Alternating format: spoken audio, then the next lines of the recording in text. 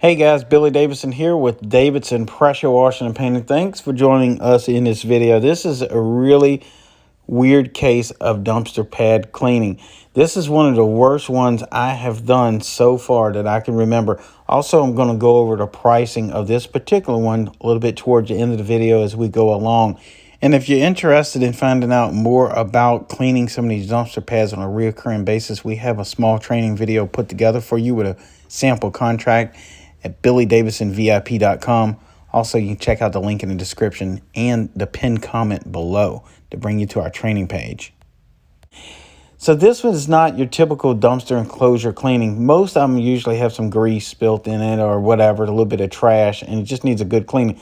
This one was different, and what made it the worst, it had years and years of accumulation of trash being thrown in there by people, probably illegal dumping. Then the leaves fall on top of it. Then the animals get in it and just kind of spread it out all over. As you see, there was even a tree growing up in a corner. And also, I'm going to mention something a little bit later that I found unexpected about this one that you might be on the lookout for if you're doing the same type of work. So we just got a big wide shovel. We was kind of just going at it, scraping up what we could. I did let the customer know that it was, probably ideally best to pull this dumpster pad out so we can kind of get in there and get a better cleaning on it. But the time frame that we were given, we had to get it done ASAP because they were already in trouble with it being this bad. Also, another quick note, I just checked our website with our dumpster pad reoccurring contract training, and they have it reduced for under $100 right now. I don't think that price is going to last much longer. But if you're interested, it is a significant amount off of that training course as we speak. Also, what makes this one of the worst ones that we've ever done, when we first looked at it, it was a little bit after dark, and we kind of poked our head in here kind of about like this and was just looking at it, and we figured most of this stuff could just be scraped up with a shovel. But as you see, once we started scraping this stuff up, we started to find dirt under the leaves, the trash, some broken boards that were tossed in there. And I was a little unsure what was going on with it. As we kept scraping, we realized that the concrete in the rear of this dumpster enclosure was just all broken up and almost non-existent. So it was allowing those trees and plants to grow through it. And then all the leaves sitting in there for many years started to decompose and cause that buildup of soil type material. But sometimes you run into something like this. This was a bit unusual. We probably should have got that dumpster moved out, but like I said earlier, the people needed this cleaned ASAP. They were already in trouble already for it being this bad, so she didn't want to wait any longer in getting us in there and getting something done. So we did the best we could. They were really happy with it.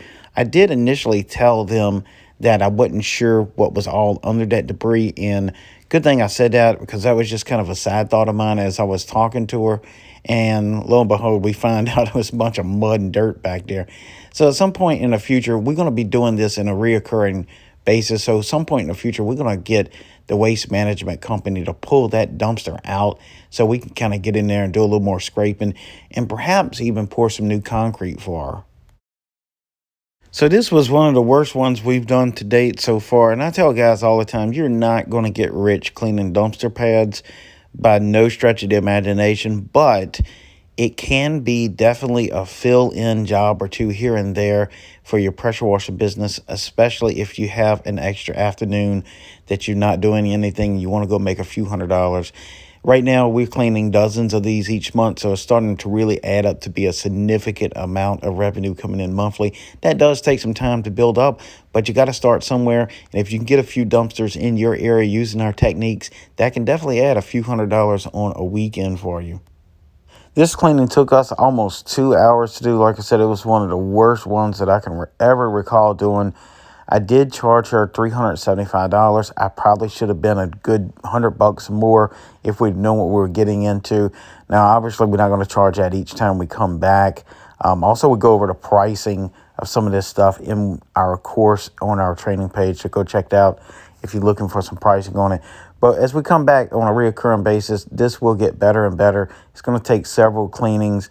Like I said, $375, 2 hours is not the best in the world, but we got the job done. We got the reoccurring contract, and also she's interested in having a bunch of other work done at one of her other businesses. So it kind of definitely will add up for us. As you see here, we're just spraying some disinfectant, kind of rinsing things down, just kind of make it smell better, get rid of the bugs. That sodium hypochlorite, guys, really does really well with pest control on these dumpster pads.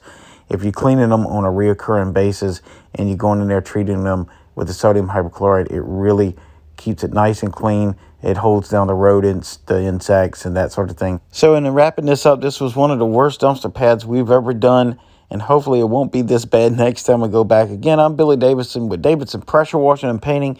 Please like, subscribe, and comment below if you've ever seen a dumpster this bad, and I hope to see you in the next video.